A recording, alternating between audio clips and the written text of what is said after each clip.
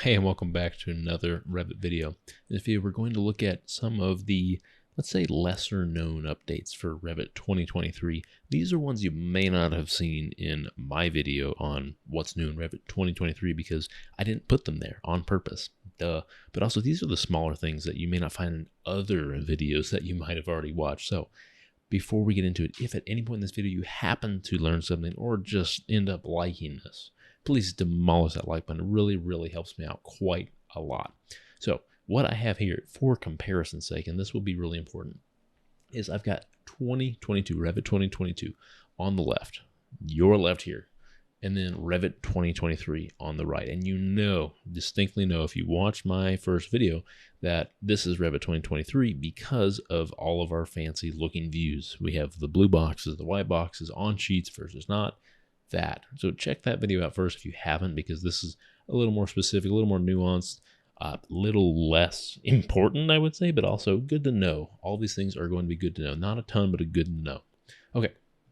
Now, the first thing I'm going to do is something I will never tell you to do in any other video or ever again in your life, unless we're looking at an update, is I'm going to come over here to Revit 2023 and I'm going to press F1. So the dreaded F1, also known as I meant to press escape. I just happened to press F1.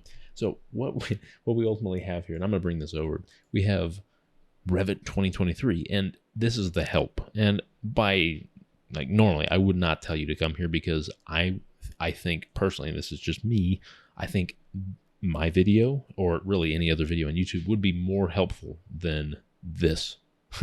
But nonetheless, what we're going to use here is the what's new in Revit, and not necessarily that, but we've got this Revit 2023. Cool. It's all Revit 2023. So when I click on this, I am just bombarded with junk stuff. You know, most of this, I will say, was covered in that previous video. So check that out first. But there's a ton here. So now let's look at kind of the secondary things. And I've got a list of them up here at the top. So the first thing here is the temporary dimensions for like nested or shared elements. And that is going to automatically show up. That means whenever you click on something that has a nested or shared element, or you're tabbing two different elements within that specific family, those temporary dimensions are going to automatically populate. You'll know that we now have like something called activate controls. I'll come over here to my modify tab. We've got this activate controls, and that's essentially on/off by default, as in it's not going to show me everything. If I select everything here and then select everything here, you can clearly see the big difference. And the thing to be aware of is that I can always show these temporary dimensions in these nested or shared elements based on whether or not I want to click activate dimensions. So I would have to come all the way over here and just, you see this activate dimensions. That's not hard to click, of course, but just know that by default, these nested or shared elements in Revit 2023 will already have their temporary dimensions turned on. That means you can move them around much easier. If you want to move a family around based on an element that is shared or nested in there, like for example, one of these chairs, that will work that way, which is really cool. Easy. So here we go. We've got contour label direction. Again, these are really small. But they're nice. They're nonetheless, it's nice. And I want to show you the difference between 2022 and 23.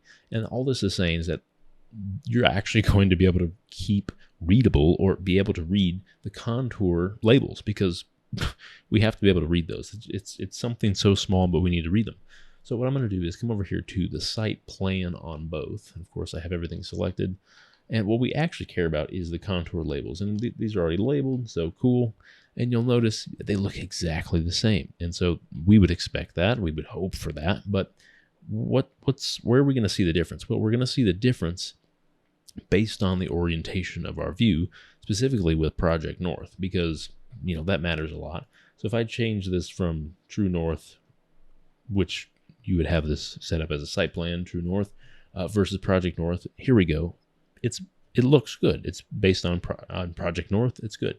Now what I want to do is actually kind of screw with Revit a bit and have it so we can flip Project North. And once we do that, then we'll actually start to see a bit of the differences with these contour labels versus 2022 and 2023. So I can come over to my Manage tab, to project location, and then position, and I want to actually rotate project north.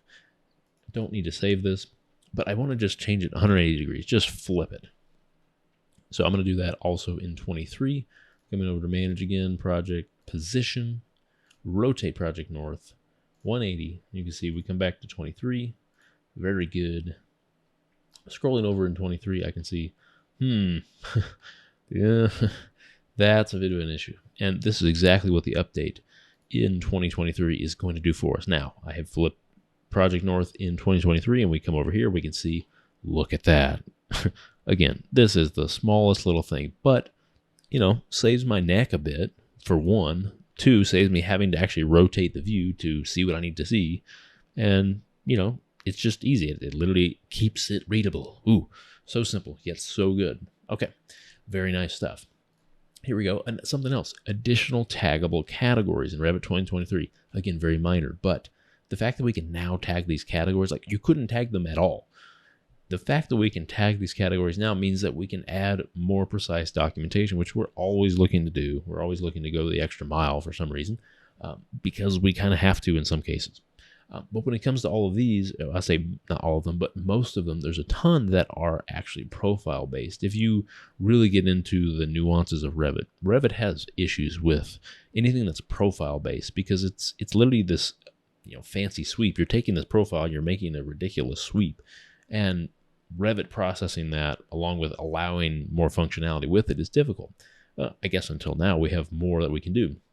So for example, fascias, gutters, handrails, ramps in some cases, but usually not, but roof soffits, slab edges, top rails, wall sweeps, like literally just wall sweeps, sweeps in general, all of those are considered sweeps. And so the fact that we can now tag those is awesome. So again, let's come back to Revit here.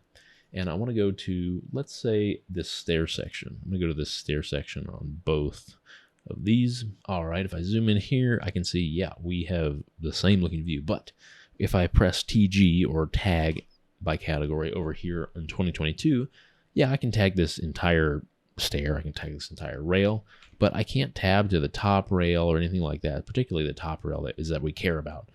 And so, yeah, the rail is all I get. I don't want to deal with the rail. Now, here's the cool part. When I come into 2023, press TG, we are now greeted with, yes, of course, the railing. Yes, of course, the stair. But I can actually tab to the top rail, and it even says no tag is loaded for top rail. So I can have a specific top rail tag.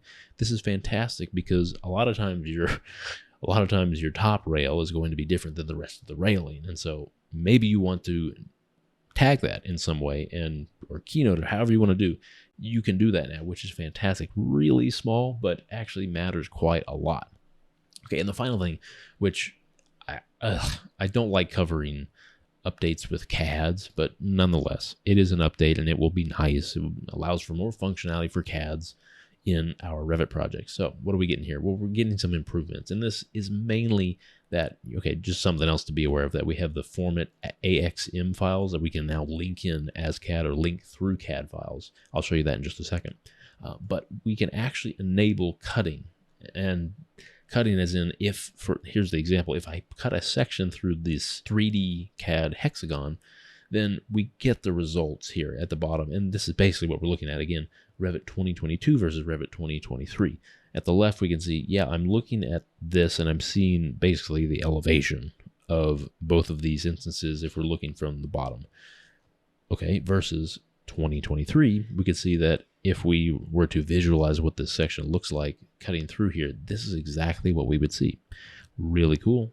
And of course, that's all based on the fact that we need to check this. And by check this, I mean there's an instance parameter that is not necessarily enabled, but we simply just need to enable that and we're good to go. If you want to actually cut through a CAD file, that is. So finally, let's show you that linking. If I come over to Insert and then Link CAD, we can see the options that we're working with. Of course, DWG, DXF, whatever, these are great. We got SketchUp and Rhino. That was new in 2022. Really nice. But I don't see anything specific to format, AXM, or anything like that. So let's come over here again to Insert in 23, Link CAD, and let's see what we see. DWG, of course, but then, literally format files, AXM, really nice. Actually, OBJ files, which is nice. DGN, but then also STL. So there's a lot more that we can use as far as linking CAD. So don't just think CAD files are DWGs or DXFs, things like that. There's a lot more to it, thankfully. And that the cool thing about that is it will function as links and everything like that. And just like we saw with the cutting of CAD files, those will all work the same if they didn't already. They should have worked a lot better than the actual DWG files, because I believe that's what this is specifying. So that is it for, I guess you would call it the secondary updates of 2023, or the more hidden. They're not hidden because they all do populate here on the What's New. You just have to dig around for them, and chances are other people aren't covering them because they're not a big deal, but they are kind of a big deal. As someone in production, as someone who's working in Revit all the time, I care about tagging these top rails, things like that. It's all cool and good to know, mainly just good to know. Thank you very much for watching. Of course, if you did happen to learn something, demolish that like button, helps a lot. I hope to see you in the next Revit video. Have a wonderful day.